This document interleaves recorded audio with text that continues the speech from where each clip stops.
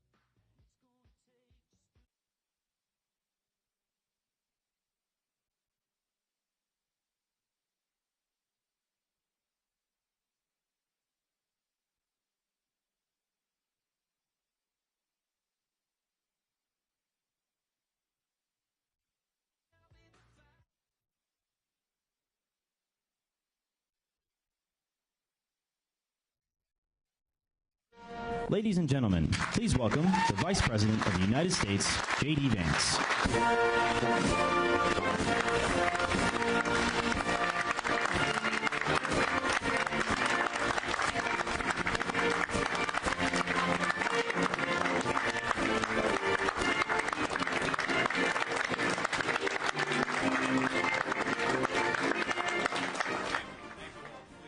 Please, at ease, have a seat.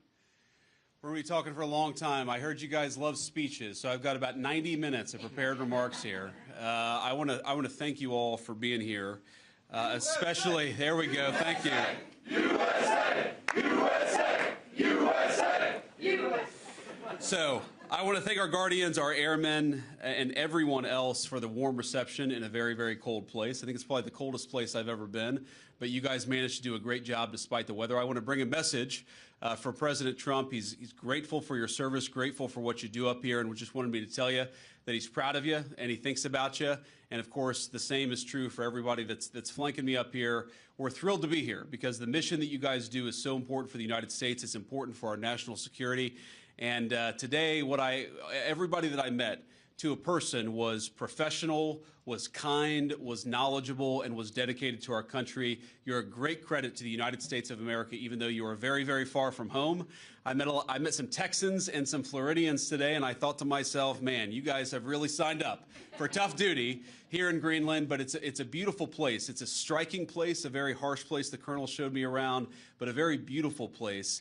Even in right now, I guess we're still, at least here in Greenland, in the heart of what is winter, because winter, I guess, lasts about 9 months here in Greenland. So I want to thank our reporters for following us around today and covering what we're doing. We'll take some questions from the reporters, but before we did that, I wanted to give some of my special guests an opportunity to say a few words. So we, of course, are thrilled to be joined by Juliet, our National Security Advisor's wife, and by my wife, our Second Lady, Usha. And flanking me here on my left is Chris Wright, our Secretary of Energy, Mike Waltz, our National Security Advisor, and my dear friend, Senator Mike Lee from the great state of Utah, who I joked earlier, I told Mike I'd give him a ride to Utah, and we ended up in Greenland.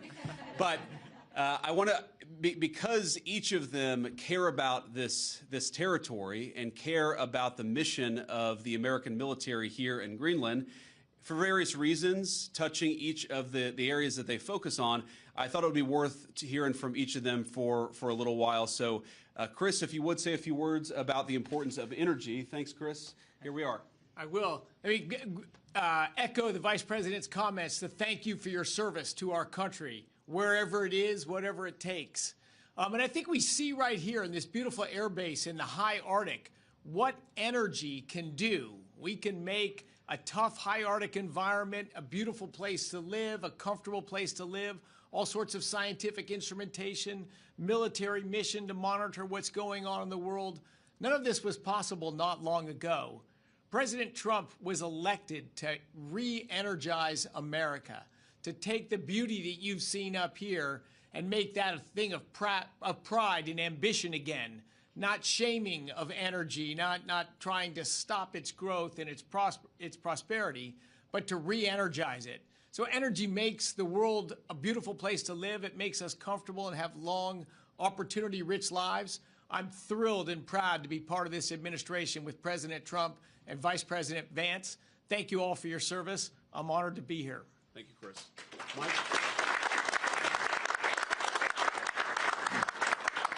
I guess when we flew in, it did look a little bit like Utah in the wintertime. Only there are substantial portions of this land that are always covered in ice, and it doesn't change. I really enjoyed talking to a number of you a little while ago as you were telling me that when you're deployed here for a year without your family, without your spouse, without your children. That is emblematic of so many of the sacrifices that so many of our armed services personnel make. And my conversations with our airmen and guardians this afternoon reminded me of the fact that the American people are indeed in good hands. They're in your hands. What you do here makes us safer. And when we're going about our business, our day-to-day lives at home, we don't have to worry about the things that you worry about because you're doing it for us. Thank you so much for that. And I look forward to learning more about what you do here and about the future of the United States and its interaction with this amazing land in this part of the world. Thank you.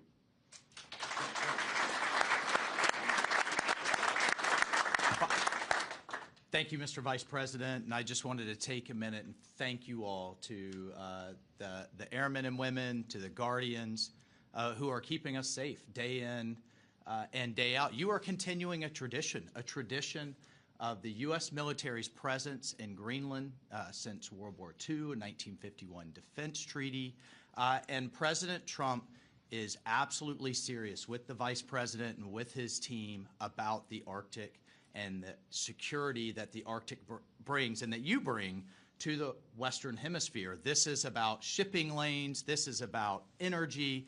This is about fisheries. And of course, it's about your mission, which is keeping us safe and monitoring space, monitoring our adversaries, and making sure the American people can sleep safely in their homes day in and day out. So thank you for roughing it. Thank you for being without your families. I bet every one of you are going to pick somewhere in, I don't know, Florida or the Bahamas or something for your next duty station, I would think. But this is also, I mean, what an incredible adventure. I have yet to meet a veteran. My wife is a veteran. I am as well. And of course, the Vice President. I have yet to meet a veteran that says, wow, I regret my time in service.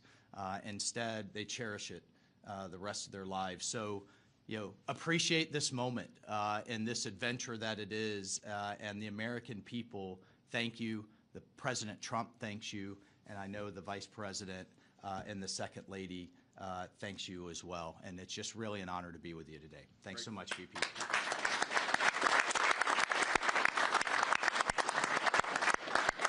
So thank you, Mike. And let me say just a couple of other things, and then we'll take some questions from the reporters. So number one, I think a lot of Americans wonder, why does Greenland matter so much? Why does the mission of this base matter so much to the American people? And I learned a lot about that today myself. Of course, you can read about it in a book, but I saw it up close and personal. And if, God forbid, to my fellow Americans, if a missile was fired from an enemy country or an enemy submarine into the United States, it is the people here before us who would give notice to our brave men and women further south in the United States to let people know what was coming and, God willing, to try to shoot it down and prepare for it. That's one of the things that we do at installations like this. We know that Russia and China and other nations are taking an extraordinary interest in Arctic passageways and Arctic naval routes, and indeed in the minerals of the Arctic territories. We need to ensure that America is leading in the Arctic, because we know that if America doesn't, other nations will fill the gap where we fall behind. So what you guys do is so critically important. I think a lot of Americans, certainly I, didn't realize it fully until President Trump started talking about the importance of our Arctic mission, about building upon it and ensuring that America can lead in the Arctic for the next generation. And now I want to talk about, of course, the interaction and what Denmark, I think, has done, and sometimes in partnership with us, but let's be honest, what Denmark over the last 20 years has failed to do in some cases, because we know that unfortunately this place, this base, the surrounding area is less secure than it was 30, 40 years ago, because some of our allies haven't kept up. As China and Russia have taken greater and greater interest in Greenland, in this base, in the activities of the brave Americans right here, we know that too often our allies in Europe have not kept pace. They haven't kept pace with military spending, and Denmark has not kept pace in devoting the resources necessary to keep this base, to keep our troops, and in my view, to keep the people of Greenland safe from a lot of very aggressive incursions from Russia, from China, and from other nations. Now, President Trump, as he says all the time, and as a lot of people recognize, is a president of peace. We want to have good relationships with everybody. That includes, even to the extent possible, the Chinese and the Russians. But part of having good relations is showing your strength when you have to. And unfortunately, the story of Greenland over the past 20 years when it comes to security is that we've underinvested in the infrastructure. we've underinvested in the security architecture, and we've underinvested in the brave men and women who are doing a very hard job, as Mike said, to keep all of us safe. That has to change. Now, when I pointed out a couple of weeks ago that in some ways, with all due respect to our Danish allies, they had not kept pace, there was a lot of criticism from Denmark, a lot of attacks at the Trump administration, at the president, at me, at others in our administration for saying the obvious, which is that Denmark hasn't done a good job at keeping Greenland safe. And you know, one of the things I heard was, well, what about the many Danes who lost their lives in the war on terror fighting alongside the United States? Well, look, we obviously honor the sacrifice of our Danish friends in the war on terror 20 years ago, just as, for example, the French honor the sacrifice of Americans in Normandy 80 years ago. But recognizing that there are important security partnerships in the past does not mean that we can't have disagreements with allies in the present about how to preserve our shared security for the future. And that's what this is about. There is no amount of bullying, no amount of obfuscating, no amount of confusing the issue. Our message to Denmark is very simple. You have not done a good job by the people of Greenland. You have underinvested in the people of Greenland, and you have underinvested in the security architecture of this incredible, beautiful landmass filled with incredible people. That has to change. And because it hasn't changed, this is why President Trump's policy in Greenland is what it is. It's consistent with the first Trump administration, where you saw significant investments in Arctic security, and it will continue over the next 4 years under President Trump's leadership. And let me finally, before I kick it over to the media, make one comment about the people of Greenland. The colonel here, the base commander, who came here first as a second lieutenant, and I guess, Colonel, this is your second duty station here, and we're proud of you and proud of all of you guys who are serving and helping keep us safe. You know, I heard a lot about the respect that our American troops show for the local Greenlandic population, the way that we make and create shelter for hunters and dog sledders, the way that we found ways to turn over traditional tribal land to some of the local populations in order to ensure that they're able to live in accordance with their values. We respect, as the president said in his State of the Union address, we respect the self-determination of Greenlanders. We believe in the self-determination of the population of the people of Greenland.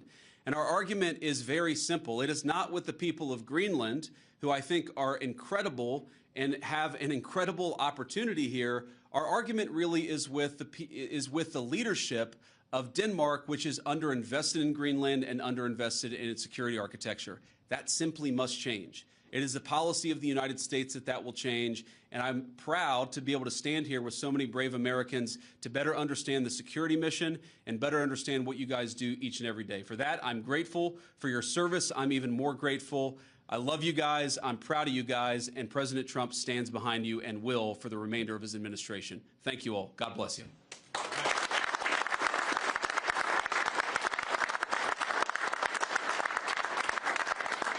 All right, now we'll take a few questions.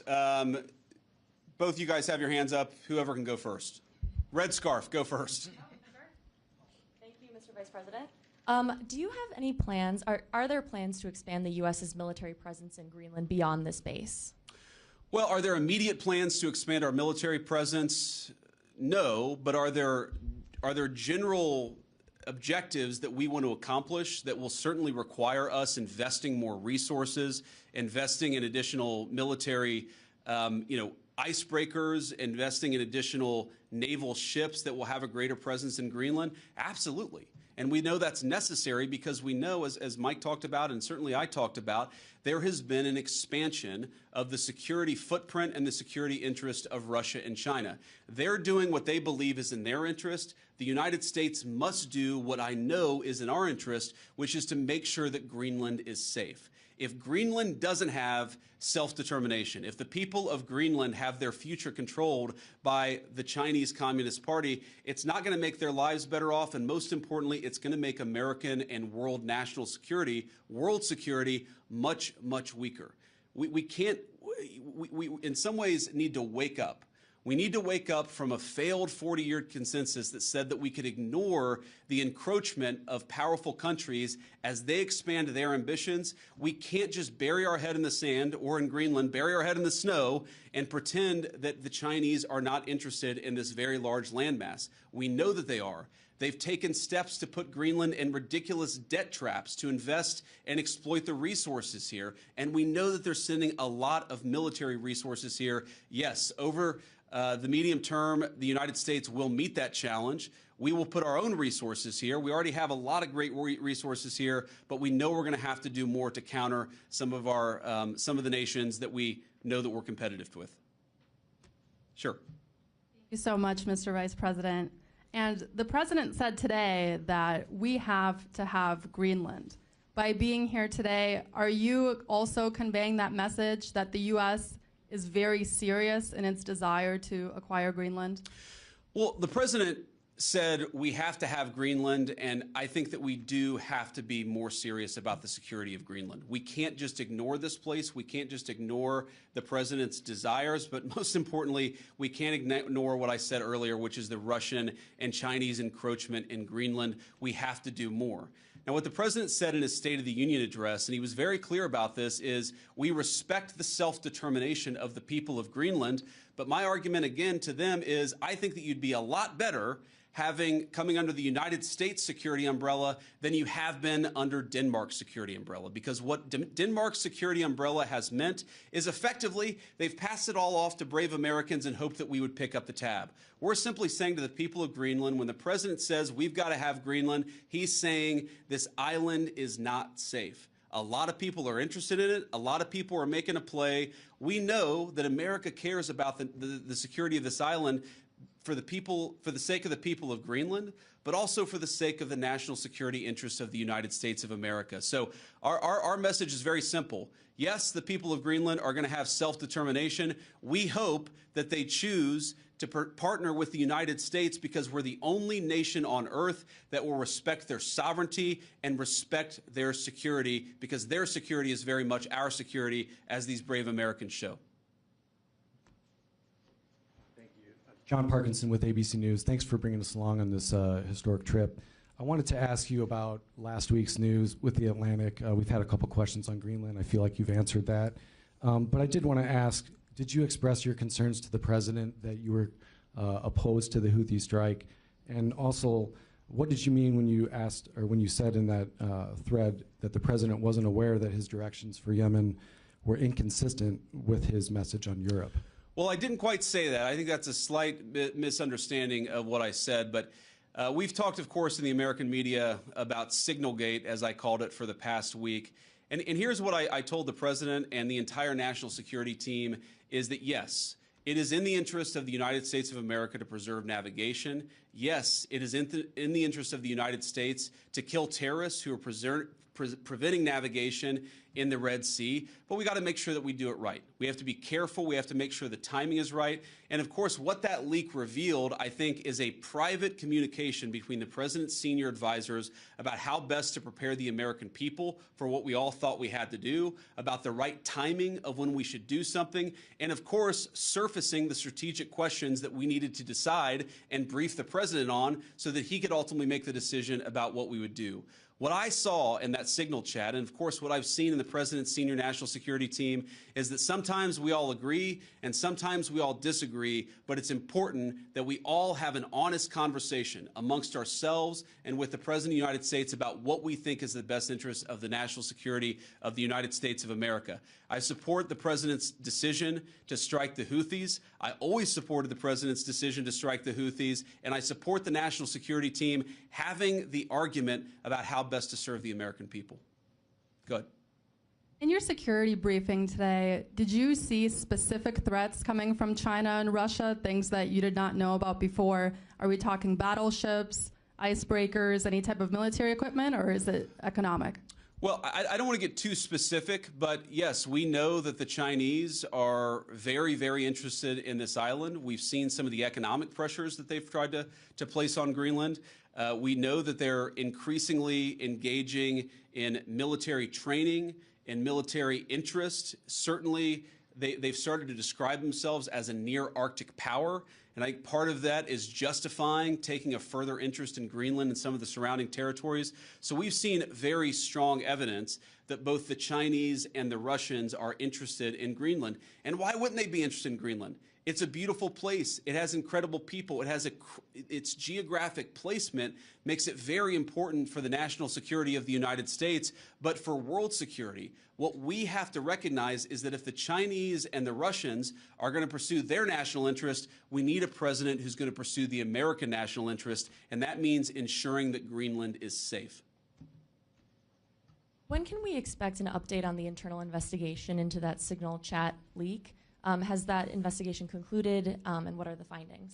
I think we'll get an update soon. Look, we take it very seriously. We all accept that a journalist should not have been invited into the chat, and members of the administration, including my dear friend Mike, have taken responsibility for it.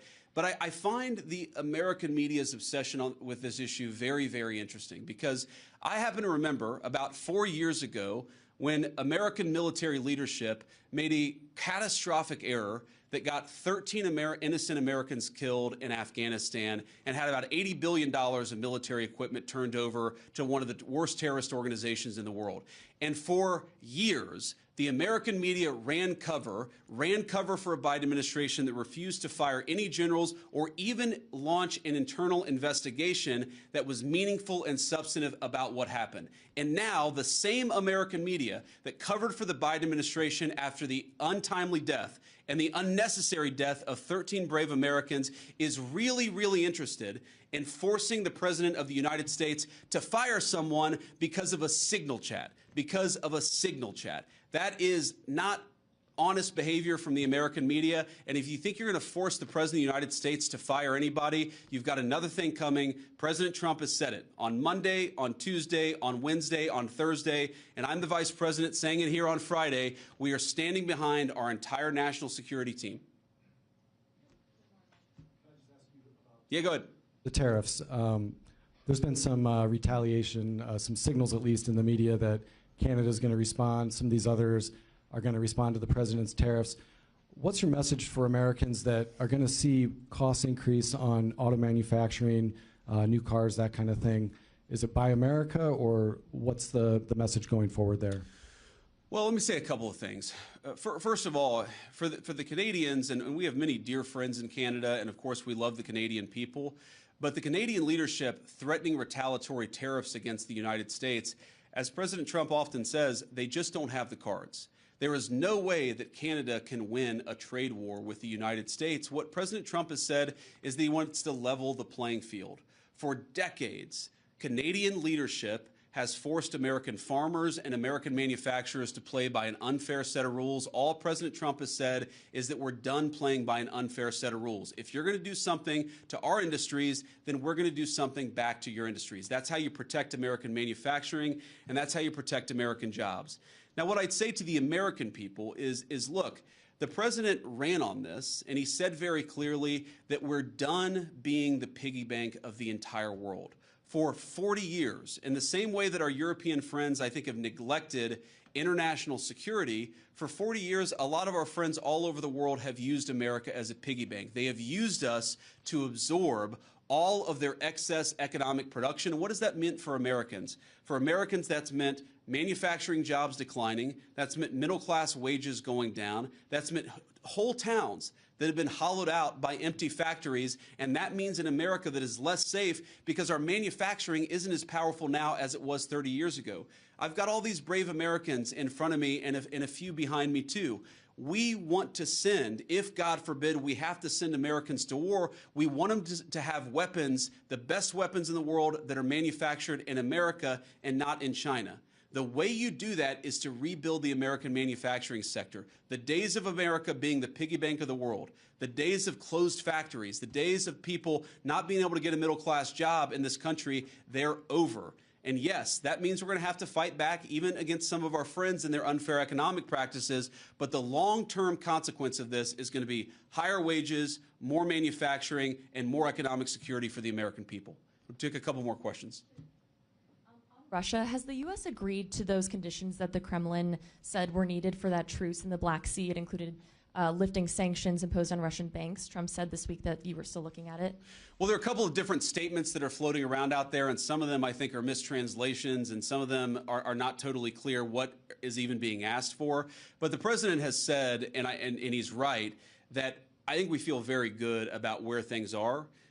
We trust but verify. We make sure that what we're seeing from one party is met by the other party and vice versa.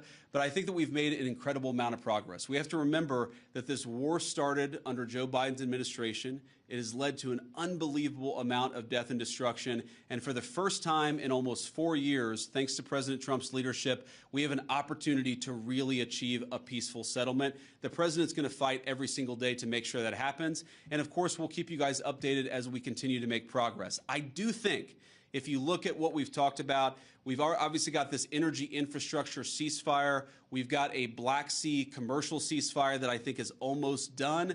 And once we get there, we'll work on the next stage of the ceasefire. Yeah. The president has previously not ruled out military force when he's talking about taking over Greenland. But your rhetoric today is more about encouraging the Greenlandic people to vote for independence.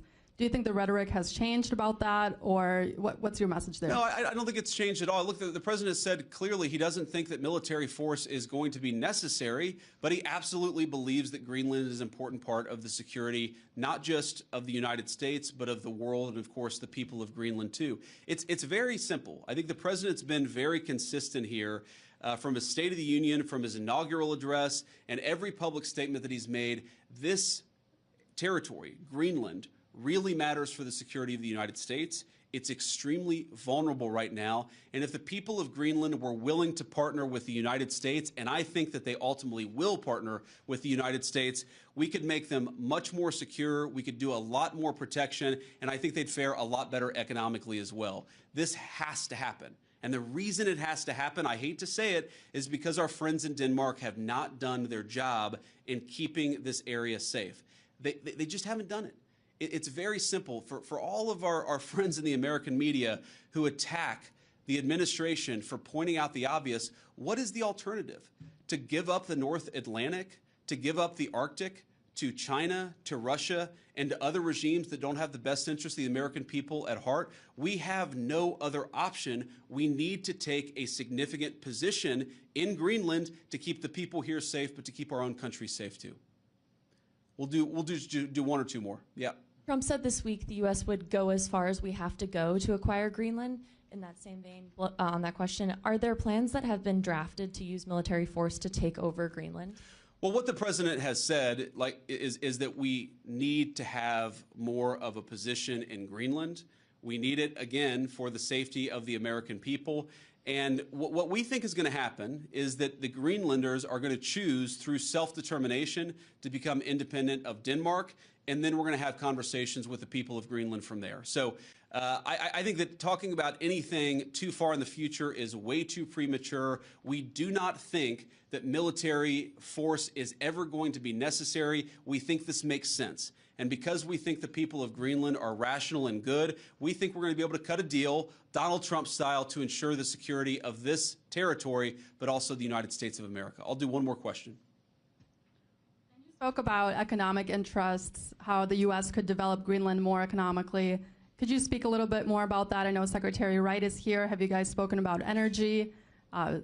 Senator Lee is here as well. Just wondering what those discussions have been like. My point actually is that other countries have explicitly gone after Greenland, and I think with a mind towards economic exploitation. Sometimes asking Greenland to get itself into terrible economic debt traps that would make the people of Greenland not self-determined and sovereign, but to mortgage their future to hostile foreign countries that don't have their best interests at heart. That is not what the United States of America wants to do. What we want to do is to protect the security of this territory because it matters for us and it matters for the people who live here. All right, guys, thank you all. And let me just say one more final word to the Guardians, the Airmen, the other service members gathered here. Thank you. From the bottom of my heart, it is incredible to be a vice president who has served just as our NSA, Mike Waltz, has served, to know the sacrifice that comes along with it, and to see that there are still incredible young Americans willing to put on the uniform and serve this country. You make America a better place, and you make it an honor to serve as your vice president. God bless you guys. Thanks for having me.